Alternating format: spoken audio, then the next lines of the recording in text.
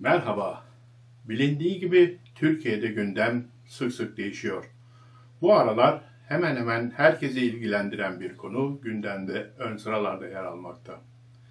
Sokak köpekleri uyutulacak mı? AK Parti'nin sokak hayvanlarına yönelik kanun teklifi hazırlıklarında sona gelindi.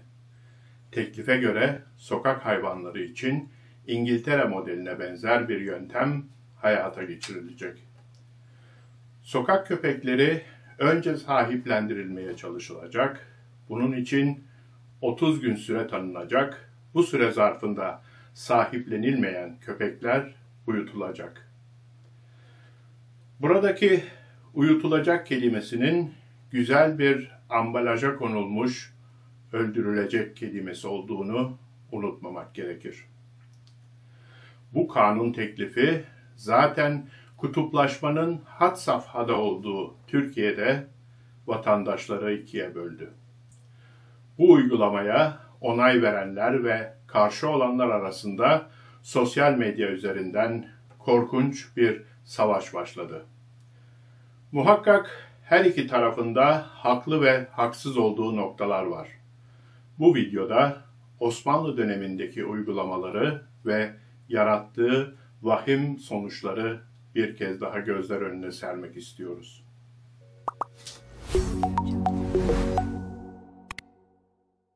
Tarih boyunca İstanbul şehrinin bir parçası olmuş olan köpekler özellikle Osmanlı döneminde ayrıcalıklı bir yere sahip oldular. İstanbul'un sokaklarında, mahallelerinde serbestçe dolaşan köpekler yabancı seyyah ve gözlemcilerin de ilgisini çekmiş ve o dönemlerdeki İstanbul kartpostallarının olmazsa olmazı gibi bir yer edinmişti. Hem halk, hem yönetim, hem de ileri gelen din adamları namaz çıkışında güçlensinler diye sadece sokaktaki dostlarına özel bir tür peksimet dağıtır, doğum yapacak olan köpekler için kapıların önüne samandan bir yatak koyar, her kapının önünde taze yemek ve su bulundururdu. Bu köpekler aynı zamanda adresi, yeri belli, adeta o mahallenin bir sakini gibi o mahallede doğar, o mahallede yaşar ve o mahallede ölürlerdi. Geceleri mahallelerini hırsızlardan korur, yangını, seli, yağmuru, depremi gergin davranışlarıyla halka hissettirirlerdi. Çocuklar sokaktayken onlara refakat eder, yemek artıklarıyla beslenerek kalabalık bir kentin çöp problemi önemli bir ölçüde hafifletirlerdi. Aslında tüm gördükleri bu ilgi de bu güzel katkılarından ötürü gelmekteydi. Dönemin batılı ülkeleri ise sokaklarında hayvanların barındığı şehirlerin medeniyetten uzak olduğu düşüncesiyle İstanbul halkının bu tutumunu oldukça eleştirir, hatta küçümseyen yorumlar yaparlardı. Öte yandan İstanbul'a Türkler köpeklerle birlikte geldikleri için köpekler giderse Türklerin de şehri terk edeceği hurafesine inandıkları söylenir. Bir gece Galata'da İngiliz bir turist gece karanlığında korkmuş olduğu köpeklerden kaçmaya çalışırken yüksek bir yerden düşerek hayatını kaybeder. Akabinde dönemin padişahı Sultan II. Mahmud'a İngiltere'den bir mektup gelir. Bu mektup İngiltere'nin sokak köpeklerini istememesi ve bu köpeklerin ortadan kaldırılması teklifiyle ilgiliydi. Dönemin padişahı ise bu isteği reddetmedi. Marmara Denizi'nde halkın büyük bir kesiminin bilmediği aslında kocaman bir kayalık olan bir ada vardı. Osmanlı'dan önceki medeniyetler üzerinde ne ağaç ne de bir bitki yetişen bu işe yaramaz adayı sürgün adası olarak kullanırlardı. Bizans döneminde suçluların sürgün edildiği, üzerinde sadece bir adet manastırın bulunduğu, gölge yapacak tek bir fidanın dahi yetişmediği bu ada Sivri Ada'ydı. Bu kez sürgün edilecek olanlar ise sokaklardan toplanan köpeklerdi. Sokaklardan toplanan köpekler gemiyle bu adaya götürülecekti. Ancak köpeklerle dolu gemi adaya doğru yol alırken çıkan bir fırtına sonucu daha fazla ilerleyemedi ve geri dönmek zorunda kaldı. Bu olay padişah ve halkın gözünde Allah'ın bir işareti olarak görüldü. Bunun sonucunda köpeklerin sürgün edilmesinden vazgeçildi ve köpekler tekrardan sokaklara salındı. İstanbul köpeklerinin sürülmesiyle ilgili olarak bir diğer teşebbüs ise Sultan Abdülaziz döneminde yaşandı. Köpekler toplanarak gemiyle yine hayırsız adaya gönderildi. Ancak bir süre sonra İstanbul'un çeşitli semtlerinde çıkan yangınlar köpeklerin bir laneti olarak değerlendirildi ve ikinci bir emirle köpekler tekrardan şehre getirildiler. İkinci Abdülhamit Han döneminde ise köpekler en rahat dönemlerinden birini yaşadılar. Padişah köpeklerle uğraşmak yerine kuduz hastalığı ile mücadele için dünyanın 3. Kuduz Teşkilatı'nı İstanbul'da kurdu. Ancak İstanbul köpeklerinin bu rahat dönemi Abdülhamit'in tahttan indirilmesi, meşrutiyetin ilanı ve yönetimde yaşanan değişikliklerle sona erdi. Günün birinde akşama doğru güneş batarken bir devrin de battığının habercisi olan çığlık sesleri sokaklardaki bütün ahengi bozdu. Köpek çığlıkları ve bağırışları gözleri hayretle açılmış mahallelinin kulaklarını yırtıyor, canlarından can alıyordu.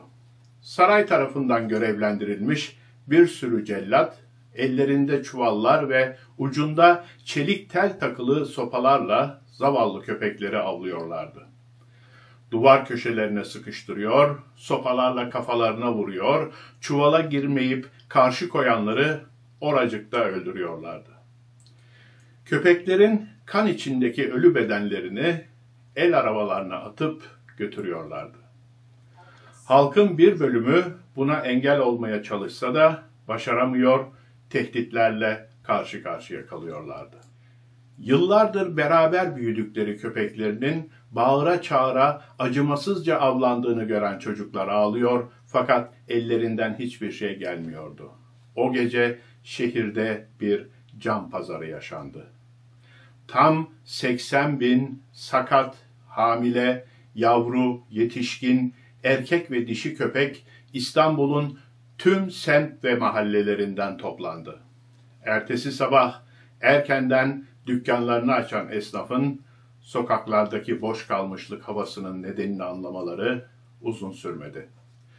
Duvar köşelerine kan bulaşmış, su kapları devrilmiş, sanki o gece sokaklarda ölüm kol gezmiş haldeydi. Çok geçmeden sokak lambalarının direklerine duyurular asıldı. Köpeklerin halk sağlığı açısından toplanıp gemilerle Fransa'ya gönderileceği yazıyordu. Onlara orada çok daha iyi bakılacaktı. Tabii ki halk buna inanmamıştı. Çünkü daha önce saray 2 kere aynı girişimde bulunmuştu.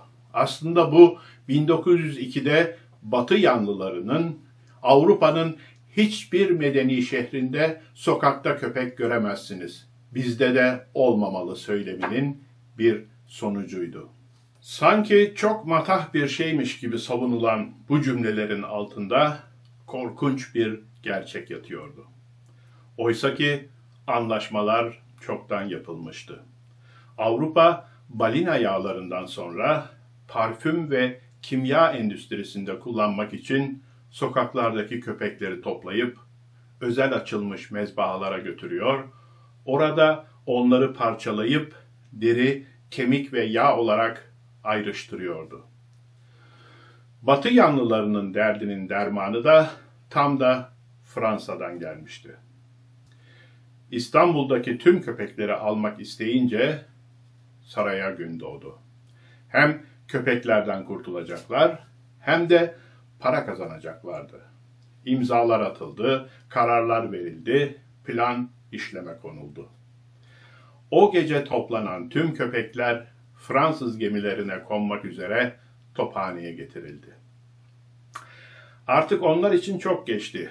Doğanın parçası olan bu canlıları bir malmışçasına oradan oraya sürerek gemilere yükleyip satacaklardı.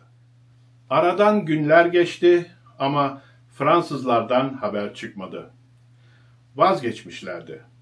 Halkın itirazlarının yanı sıra beslenme ve bakım da sorun olmaya başlayınca Şehremini Subhi Bey ve Dahiliye Nazırı Talat Paşa köpekleri yok etmeyi kararlaştırdılar.